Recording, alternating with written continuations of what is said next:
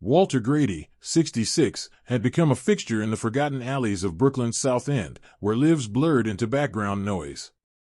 His presence was as consistent as the flicker of the neon beer sign outside Tony's bar or the 6 a.m. clang of garbage trucks rattling the frostbitten curbs. Every day for over a decade, Walter passed through the neighborhood with his weather-beaten army backpack, its straps frayed, its canvas dulled into a camouflage of time.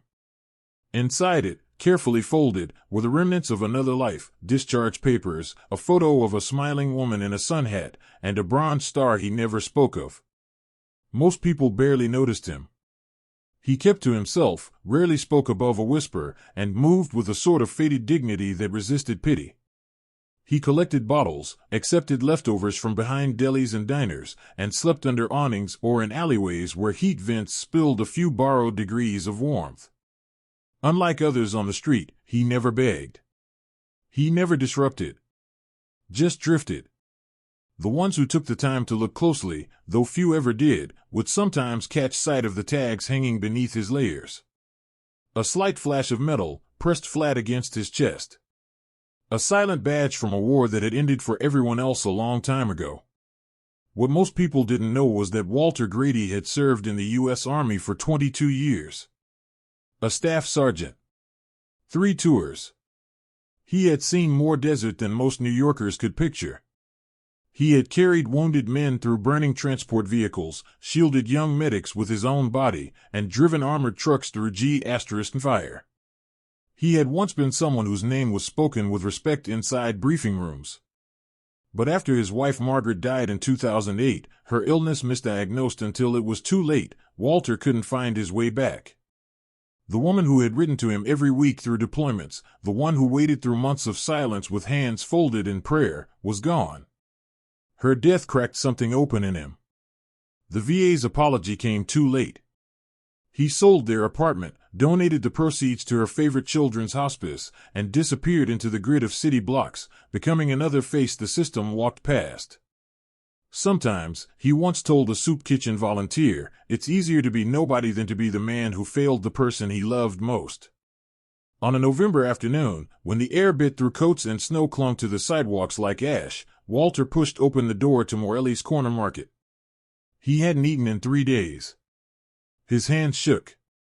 He tried not to make eye contact as he walked down the bread aisle, the hunger in his gut louder than the voice in his mind telling him to hold on, to wait for morning when the shelters reopened. He saw a day-old loaf, still soft enough, still warm under the light bulbs, and tucked it into his coat. Not slyly. Not even hurried. Just quietly, like a man hoping the world might not notice one more act of desperation. But the world noticed. Mr. Morelli had recently installed wide-angle security mirrors above the aisles. From the register, he saw everything. He shouted across the store, voice sharp with indignation, and reached for the phone. "I'm calling the cops." Walter didn't argue. Didn't flee.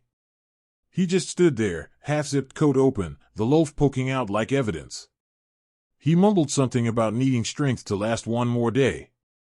But the cold metal of the door chime already signaled the arrival of law. 2 patrol officers arrived within minutes. The younger one, Officer Jenkins, hesitated as he pulled out the cuffs. Walter's frailty was undeniable. The man looked like he might fall over in a gust of wind. But Jenkins spotted the dog tags. He leaned in, quietly asked if they were real.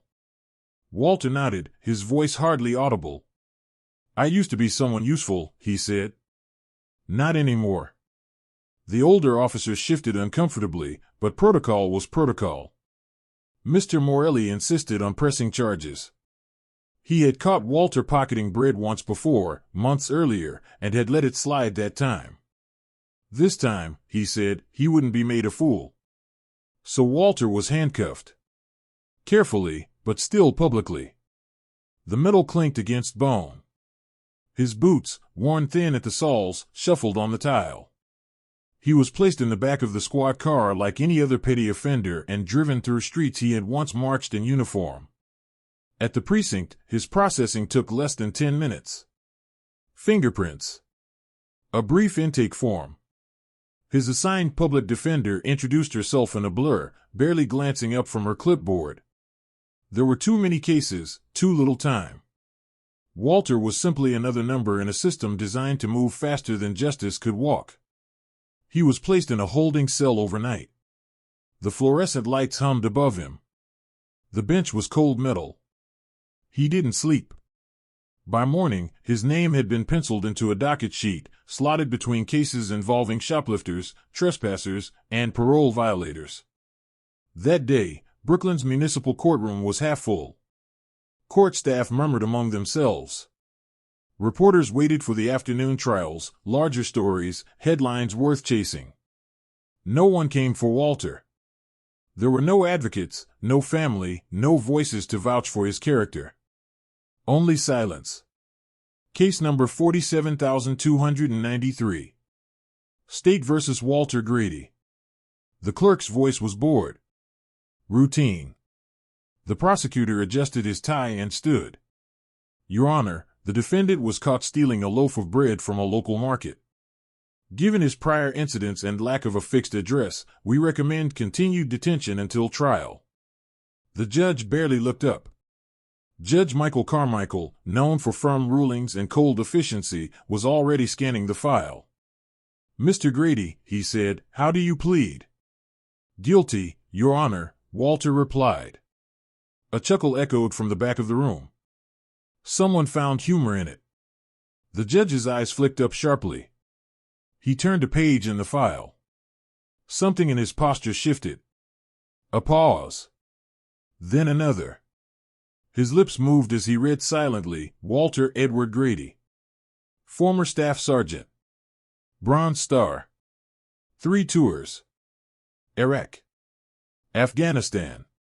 2003 Fallujah, medic evacuation.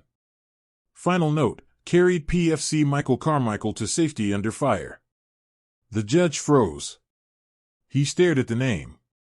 At the defendant. At the file. The room around him fell away. Walter Grady was the man who had saved him.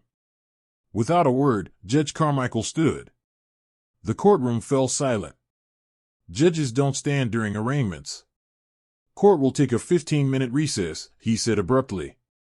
The defendant will remain seated. Then he turned and walked quickly through the double doors, leaving everyone in stunned silence. The judge's chambers were colder than he remembered them ever being. Judge Michael Carmichael closed the door softly behind him, but his hands trembled as he reached for the drawer in his desk. He knew exactly where the photo was, tucked beneath yellowing files, beneath the folded American flag from his father's funeral. He hadn't looked at it in years, but it had never left the drawer. Some things you don't display. Some memories are too personal, too complicated to frame.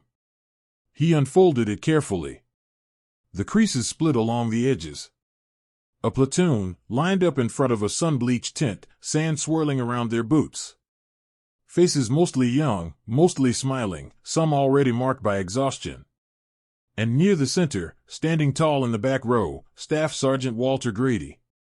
Behind him, shorter and thinner, barely old enough to shave, was Private First Class Michael Carmichael. The judge stared at the photo for a long time. It was 20 years ago, almost to the day. The evacuation near Fallujah had gone sideways. Smoke, heat, chaos. An ambush as they loaded up supplies and wounded. In the confusion, he had been pinned between a Humvee and the edge of a berm, unable to move, screaming for help no one could hear. Then, through the haze of Grady. Calm. Solid. Unshakable.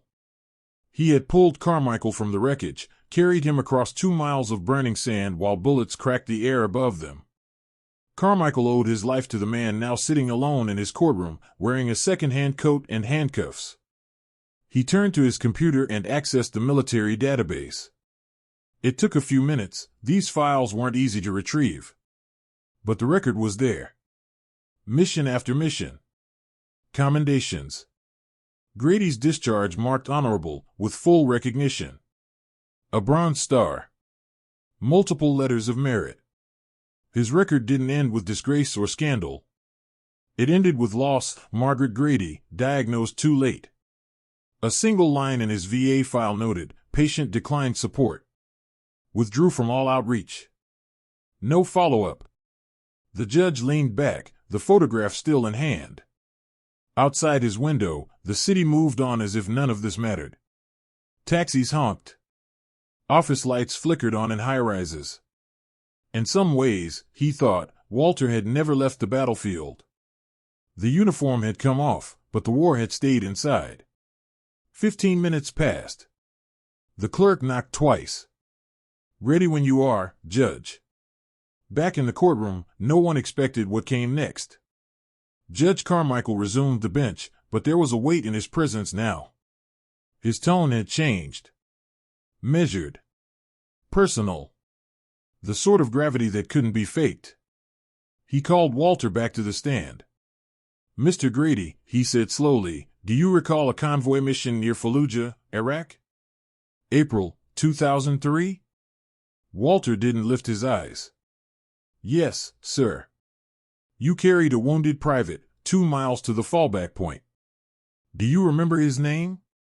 Walter blinked slowly. Then nodded. Carmichael. The judge's throat tightened. He exhaled once, then spoke again, quieter. That was me. There was no reaction from the gallery. Just stillness. The kind that wraps itself around a room when something sacred is being spoken. I didn't recognize you until just now, the judge continued. But I remember that day. I remember the heat. The smoke. I remember you not letting go, even when you could barely stand. Walter said nothing. His face was unreadable. I don't know what brought you into that market, the judge said. And I don't care what the docket says. You're not a thief. You're a soldier who gave more than anyone had a right to ask. He looked to the prosecutor. Motion to dismiss? The young man stammered. Yes, Your Honor. Granted. Case dismissed with prejudice. He turned back to Walter. You're free to go. And if you'll allow it, I'd like to speak with you privately. No one moved for a moment. Not the reporters in the back, who were now scribbling furiously. Not the clerk. Not even Officer Jenkins, who had re-entered to escort Walter back to holding. It was Jenkins who broke the silence. He saved you? The judge nodded. He saved a lot of us. The courtroom remained frozen as Walter was slowly unshackled. Jenkins paused, then extended his hand, not as an officer, but as a young man who had just seen something he couldn't quite describe. Thank you, sir, he said. For everything. Walter nodded, his fingers stiff, but steady. The dog tags under his shirt caught the courtroom lights as he turned to leave. Outside, the cold wind had begged *N to lift. Snow was still falling, but lighter now, more like dust than ice. The judge joined him at the courthouse steps a few minutes later, coat open, tie loosened. 2 men, generations apart, standing under a city sky that didn't remember their names. I should have looked closer, the judge said. Walter didn't respond right away. His eyes were fixed on something across the street, a child in a stroller, wrapped in layers, cheeks red with cold. Most people don't, he finally said. Not anymore. The judge slipped a card into Walter's hand. My chambers. Anytime. I owe you more than a dismissal. Walter looked down at the card, then folded it in half and tucked it away. He gave the judge a small nod. Then turned and walked. No applause. No fanfare. Just quiet steps down the courthouse stairs.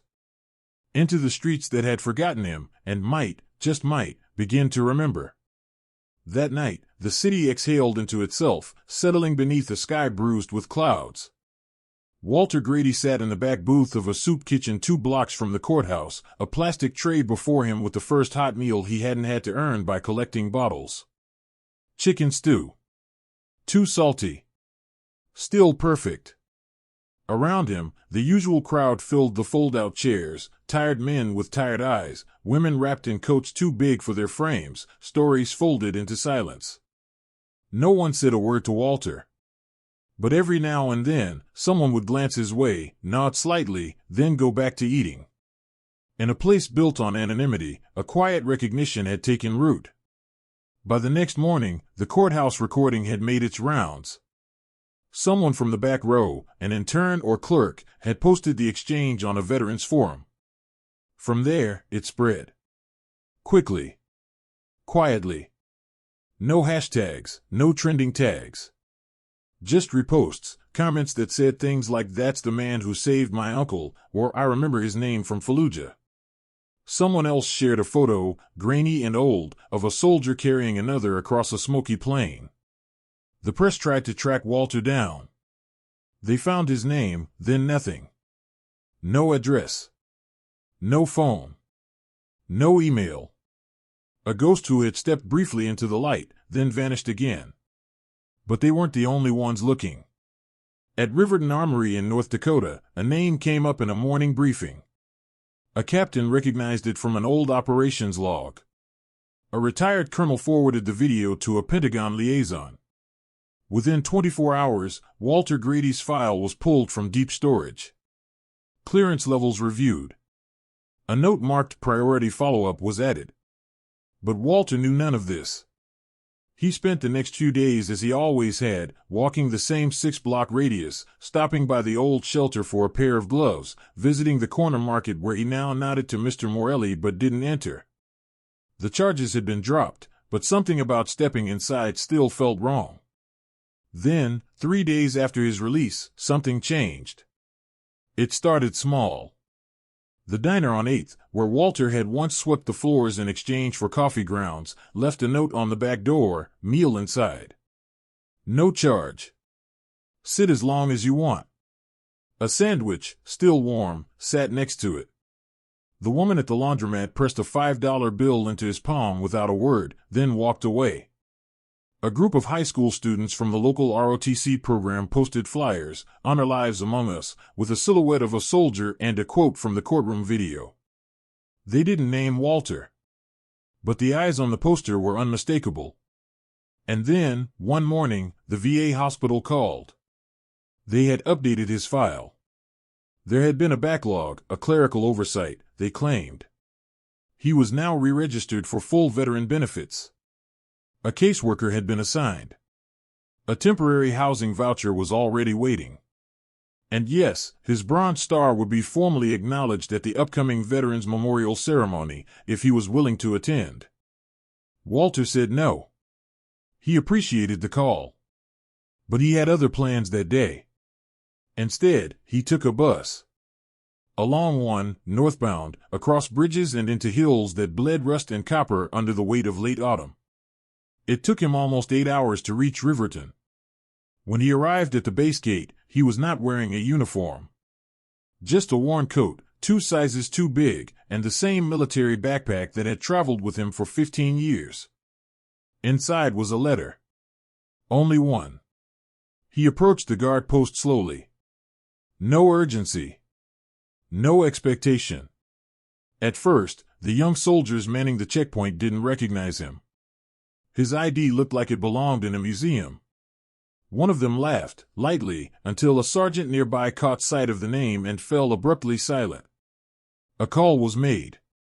Then another. Within 20 minutes, an armored SUV arrived. The base commander himself stepped out. A silver-haired man with eyes that had seen war and remembered all of it. He saluted first. "Welcome home, Staff Sergeant." Walter didn't salute back. He simply nodded, handed the commander the envelope, and said, "This one was undelivered." The commander accepted it with reverence. Inside the envelope was a letter, handwritten and yellowed with time. Addressed to a man who had died in a failed op in 1987. His body had never been recovered. His family had never received final words. Until now. The base held a quiet ceremony that evening. Nothing official. Just a group of officers, historians, and veterans who had seen the video, read the letter, and understood that not all valor comes with a parade. They offered Walter a room on base. He declined. Instead, he accepted a bus ticket home. But before he left, the base museum curator approached him. "We'd like to display your ID," she said. "With your permission." Walter thought for a moment, then handed it over. Later, a small exhibit was placed in the museum's Hall of Quiet Heroes. His military ID encased in glass, beneath it a simple plaque. He never stopped serving. He just stopped being seen. That Veterans Day, across more than a dozen cities, ROTC cadets read from Walter's court transcript. His name became part of training modules on humility, dignity, and unseen wounds. Officers in multiple branches shared the video in briefings. One sergeant major in Alabama placed it at the center of a lecture, saying only, "Judgment takes seconds. Respect should come first." Walter returned to Brooklyn the way he had left it, quietly. The city had changed just a little. Not because it remembered him, but because now, a few more people were looking twice at the men who walked its sidewalks with slow steps and hidden scars. He passed the diner again. The same table in the back corner was empty. This time, he stepped inside. The waitress didn't ask questions. Just poured him coffee and brought a plate of eggs before he could speak. As she walked away, she said, without turning back, "It's good to have you in here, sir." Walter looked out the window. Snow was starting again. Soft. Relentless. Covering the city in silence. And this time, he let it fall. The years passed without ceremony. Walter Grady never gave another interview. He never claimed the housing offered, nor did he attend the ceremonies held in his honor. He continued to walk the streets of Brooklyn with the same slow pace, stopping to pick up bottles, nodding to familiar faces. But now, the nods were returned. Each Veterans Day, a military vehicle stopped at the corner of Flatbush and Dean Street. A young officer would step out, place a sealed letter on the park bench where Walter sometimes sat, and leave without waiting. It was the Army's way of acknowledging the unspoken pact: some men ask for nothing. That doesn't mean they deserve less. Walter continued writing his own letters. One each year. To the fallen, the forgotten. Not because he needed to, but because silence never felt like the right goodbye. When he died, it was quiet. A neighbor found him, seated in his chair by the window, dog tags in hand. The news barely made a page. But the next morning, a convoy arrived from Riverton. 3 Humvees. No sirens. Just silence and a folded flag. They carried him back to North Dakota. At the base chapel, veterans stood in rows, caps in hand. Young soldiers listened to the reading of his final letter, found on his desk. The handwriting still strong. Honor does not expire.